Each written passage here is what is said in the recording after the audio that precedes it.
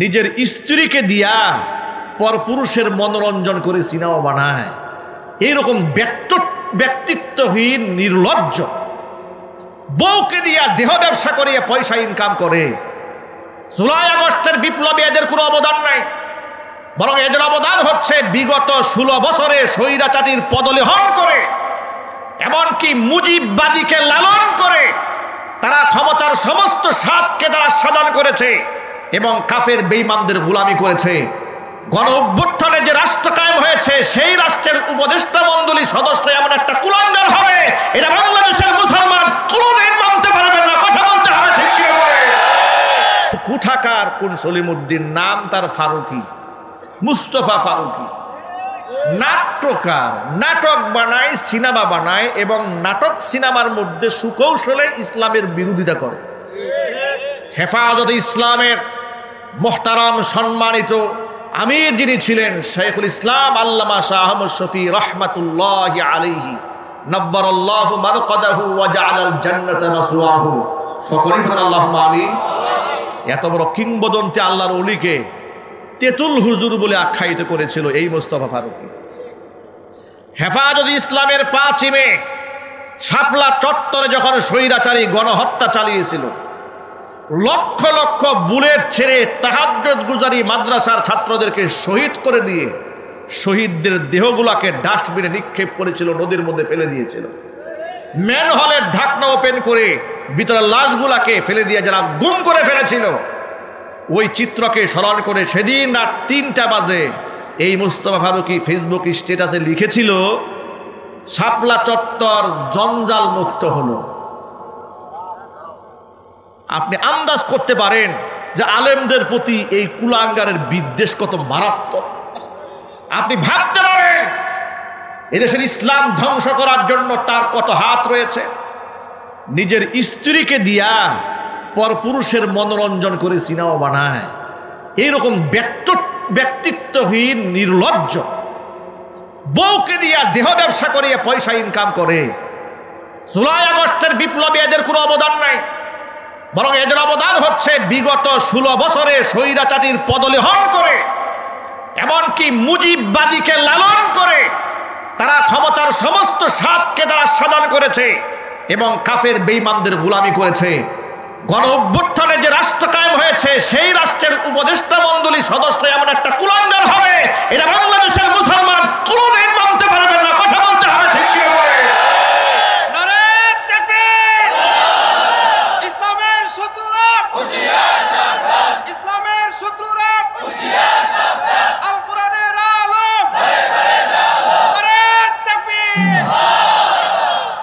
আমাদের কথা বার্তা বড় স্পষ্ট। এদেশের মানুষ যদি আওয়ামী জাহিলিয়াতকে মোকাবেলা করতে পারে জীবন দিয়ে, রক্ত দিয়ে, অন্তর্বর্তীকালীন সরকারের প্রতি আমাদের স্পষ্ট বার্তা হলো, এই কুলাঙ্গার যে ব্যক্তি আলেমদেরকে তেতুল হুজুর বলে গালি দিয়েছে, আলেমদের বিদ্বেষ অন্তরে পোষণ করে, ইসলামিক কালচারের বিরুদ্ধাচরণ করে, সিনেমা নাটকে সুকৌশলে দাড়ি এবং টুপিকে যেই ব্যক্তি অপমান করে, আমি আপনাদের কাছে জানতে চাই এমন ব্যক্তি এই রাষ্ট্রের কি উপদেষ্টা হতে পারে? আরো জোরে বলেন পারে? তাকে ঘাড় ধাক্কা দিয়া একে উপদেষ্টা পরিষদ থেকে বাদ দিতে হবে। এই প্রস্তাবে রাজি আছেন কারা কারা? তো হাত দেখতে চাই। যদি বাদ নেওয়া না হয়, যদি বাদ না দেওয়া হয়, ছাত্রদের নেতৃত্বে, ওলামাদের নেতৃত্বে, যদি হেফাজতে ইসলামের নেতৃত্বে কোনো আহ্বান আসে, তাহলে জুলাই আগস্ট বিপ্লবে যেভাবে আমরা একাকার হয়ে ঝাঁপিয়ে পড়েছিলাম, এই সমস্ত কুলাঙ্গারদেরকে রাষ্ট্রের পথ থেকে সরাইয়ে দেওয়ার জন্য আমরা আবার একাকার হয়ে যেতে চাই। রাজি আছেন কারা কারা? দুহাত দেখতে চাই। আল্লাহ তুমি আলেমদেরকে এবং এদেশের সাধারণ মানুষদেরকে ইসলামের স্বার্থে, দ্বীনের স্বার্থে, রাষ্ট্রের স্বার্থে এক বানায়া দাও। জোরে কোন আল্লাহুম্মা আমিন। হাত নামান। সাংস্কৃতিক উপদেষ্টা, সাংস্কৃতিক মন্ত্রী যদি বানাতে মনে চায়, কবি মুহিব খানকে বানান। ঠিক কিনা বলেন? এদেশে কি জ্ঞানী গুণী মানুষের অভাব পড়েছে নাকি? আমার প্রশ্ন হচ্ছে, মুজিব একটি জাতির রূপকার, এই সিনেমাতে অভিনয় করার কারণে নায়ক তার প্লট হারাইছে উত্তরাতে। আবার ওই একই সিনেমায় অভিনয় করেছে এই মুস্তফা ফারুকী স্ত্রী অভিনয় করেছে। তাহলে ওই সিনেমায় অভিনয় করে একজনে প্লট হারাবেন, আরেকজনে মন্ত্রিত্ব পাবেন, ঘটনাটা কি? কথা বলেন। এরা তো মুজিববাদের গোলাম ছিল, চিল্লায় বলতে হবে ঠিক কিনা? জুলাই আগস্টের চেতনার সাথে মুজিববাদীর গোলামি কোনোদিন এক হতে পারে না। সুতরাং তার সুকৌশলে কিন্তু ওরা দেশটার মধ্যে একটা দাঙ্গা লাগিয়ে ছাড়বে। আমরা আরো কষ্ট পেয়েছি এই মুস্তফা ফারুকীকে যখন উপদেষ্টা পরিষদের সদস্য বানানো হয়েছে, তখন চট্টগ্রামে কিছু তুলাবাড়া আন্দোলন করেছে, সেখান থেকে নাকি 5 জন ছাত্রকে পুলিশ গ্রেফতার করেছে। আহারে চান্দু, এদেশে যারা হত্যা করেছে, অসংখ্য মানুষকে খুন করেছে, গুম করেছে, তাদেরকে এখনো পর্যন্ত তোমরা অ্যারেস্ট করতে পারো নাই। কথা বলে না কেন? যারা মানুষ খুন করেছে এরা অবলীলায় ঘুরে বেড়াচ্ছে, এরা মিছিল করে, মিটিং করতে চায়, এদেরকে গ্রেফতার করতে পারো নাই। আর মুস্তফা ফারুকের মতো একটা নিকৃষ্ট লোকের বিরুদ্ধে রাস্তায় দাঁড়িয়েছে, তোমরা তাদেরকে অ্যারেস্ট করেছো, গ্রেফতার করেছো। মনে রেখো, হাসিনার মতো এমন স্বৈরাচারীকে যদি এদেশের মানুষ পিটা দিয়া দেশান্তরিত করতে পারে, তোমরা এই জাতির বিরুদ্ধে দাঁড়াতে যেও না, তাদের সেন্টিমেন্ট নিয়ে খেলতে যেও না, তাহলে পিটা তোমাদেরকেও খেতে হবে। আলেমদের কত অবদান এই রাষ্ট্রে দেখেন। আগে কোন সুবহানাল্লাহ, আগে বলেন আলহামদুলিল্লাহ। এই দেশে আলেম ওলামাদের কত অবদান। সরকারের কোন প্রকারের বেনিফিশিয়ারি তারা নন। এক একটা মাদ্রাসার ছাত্র ইন্টারন্যাশনাল হিফজুল কোরআন প্রতিযোগিতায় অংশগ্রহণ করে, অংশগ্রহণ করার পরে তারা সেই কম্পিটিশনে অংশগ্রহণ করে দুবাইয়ের মাটিতে দাঁড়িয়ে, কাতারের মাটিতে দাঁড়িয়ে, সৌদি আরবের মাটিতে দাঁড়িয়ে, তুরস্কের মাটিতে দাঁড়িয়ে, যে মক্কাতুল মুকাররমাতে আল্লাহর কোরআন নাজিল হয়েছে সেই দেশের সন্তানদের সাথে মুসাবাকা করে, কম্পিটিশন করে গরিব মায়ের সন্তানরা কোরআন প্রতিযোগিতায় ফার্স্ট ক্লাস ফার্স্ট হয়ে যায়। রাষ্ট্রের পক্ষ থেকে ছাদ খোলা বাসে তাদেরকে সংবর্ধনা দেওয়া হয় না, কিন্তু মহিলারা হাফ প্যান্ট পরে ট্রফি একটা নিয়ে আসছে। আহারে কত খুশি, ঠিক কিনা ভাই? খুশির কোনো শেষ নাই। এদেশের মিডিয়াগুলা, বেশিরভাগ মিডিয়া এগুলা হচ্ছে ইহুদি খ্রিস্টানদের দালাল। কথা কি সত্য না অসত্য? ওরা আলেমদের অবদানকে তুলে ধরতে চায় না, এখনো চাচ্ছে না। এই জন্য মনে রাখবেন, স্বৈরাচারী বিদায় হয়েছে, কিন্তু নাতিপুতি কিন্তু আছে, ঠিক কিনা বলেন?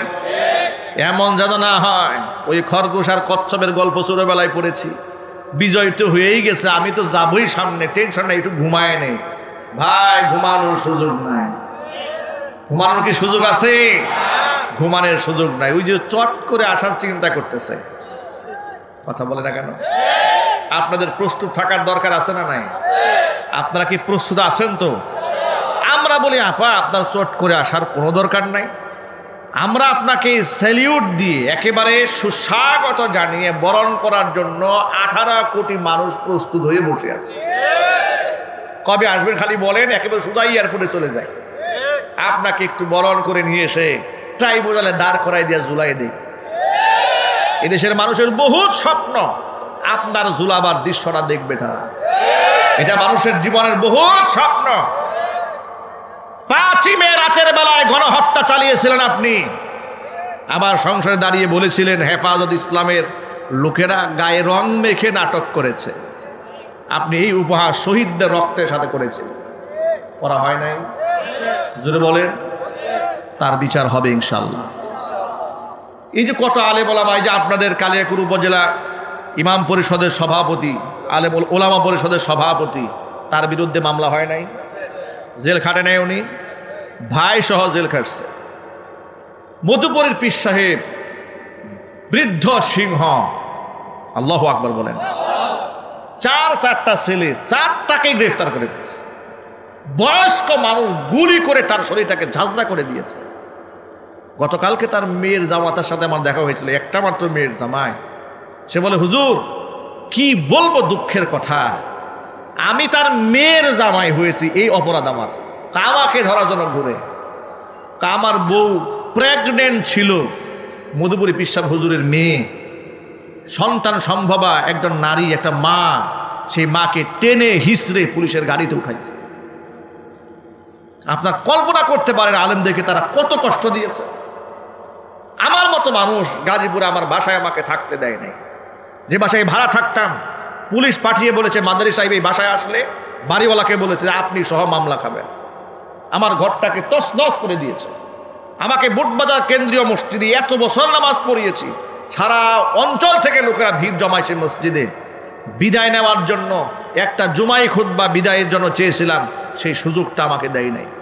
তারা বলেছে যে না, আপনি বিদায় নিতে গেলে একটা হাঙ্গামা হয়ে যাবে, বিদায় নিতে দেওয়া হবে না, নামাজে ঢুকলে গ্রেফতার, আপনি যেতে পারবেন না মসজিদে, রেড অ্যালার্ট দিয়ে দিয়েছে।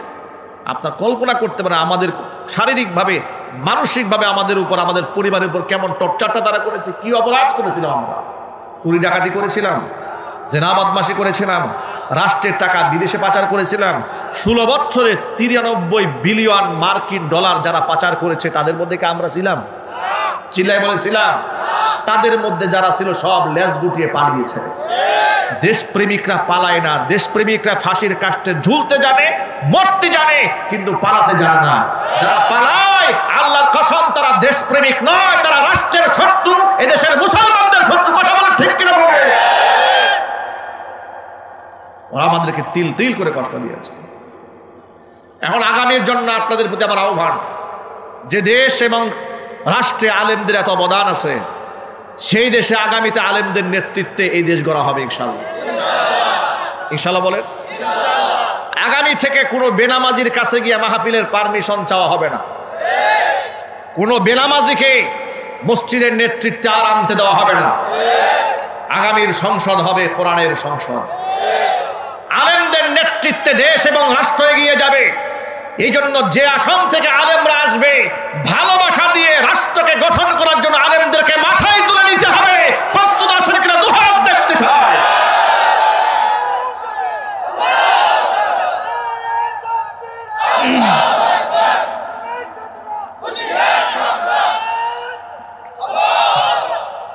আল্লাহর পথে যারা থাকে তাদের কোনো ভয় নাই, কারণ তাদের কিসের ভয় থাকে? সর্বোচ্চ ভয় তো দেখাবেন মৃত্যুর ভয়। তারা তো রবের কাছে শাহাদাত তামান্না করে। যারা আল্লাহর পথে চলে, আল্লাহর কথা বলে, আল্লাহকে ভালোবেসে সপেছে জীবন, তাদের কিসের ভয়? কে করে পরাজয়? শহীদি তামান্নাতে নাচে তার মন। হাসনা হেনার ঘ্রাণে ভুলে নারী হৃদয় তার, কালিমার মিশক মাখা হৃদয় রয়েছে যার। হাসনা হেনার গ্রানে ভুলে নারী হৃদয় তার, কালিমার মিশক মাখা হৃদয় রয়েছে যার। সব পিছু টান ভুলে জিহাদের পথে চলে, সব পিছু টান ভুলে জিহাদের পথে চলে, সে তো তার ঈমান বলে। যারা আল্লাহর পথে চলে, আল্লাহর কথা বলে, আল্লাহকে ভালোবেসে সপেছে জীবন, তাদের কিসের ভয়? কে করে পরাজয়? শহীদি তামান্নাতে নাচে তার মন।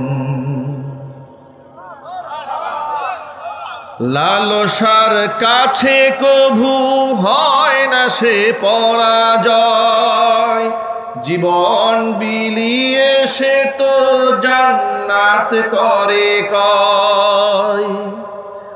লালসার কাছে কভু হয় না সে পরাজয়, জীবন বিলিয়ে সে তো জান্নাত করে ক্রয়, মৃত্যুর মুখোমুখি দাঁড়িয়েও যারা সুখী, মৃত্যুর মুখোমুখি দাঁড়িয়েও যারা সুখী, এসো আজ তাদের দলে যারা আল্লাহর পথে চলে, আল্লাহর কথা বলে, আল্লাহকে ভালোবেসে সপেছে জীবন।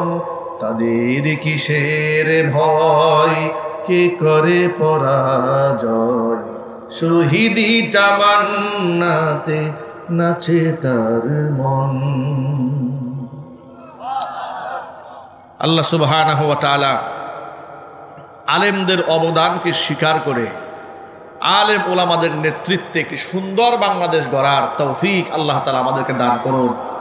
আল্লাহ রাব্বুল আলামিন এতক্ষণ পর্যন্ত আপনাদের সামনে যে কথাগুলো আমি বলেছি, সবার আগে আমাকে, এরপরে আমার ভাইদেরকে, মা বোনদেরকে সকলকে